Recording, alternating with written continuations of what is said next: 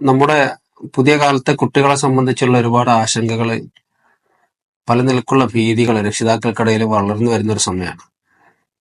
നാട്ടിൽ നടക്കുന്ന പല സംഭവ വികാസങ്ങളും നമ്മെ വല്ലാതെ അസ്വസ്ഥരാക്കുന്നുണ്ട്. ഇതിനെ എന്തു ചെയ്യണമെന്നറിയാത്ത ഒരു ആശയക്കുഴപ്പം പല രക്ഷിതാക്കൾക്കുണ്ട്.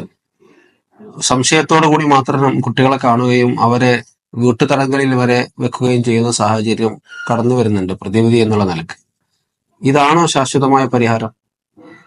രണ്ടത്താണി മസ്ജിദ് റഹ്മാനി കമ്മിറ്റിയുടെ നേതൃത്വത്തിൽ നമ്മുടെ കുട്ടികൾക്ക് വേണ്ടി ഒരു സ്റ്റുഡൻസ് ഗ്യാതറിംഗ് സംഘടിപ്പിക്കുകയാണ്.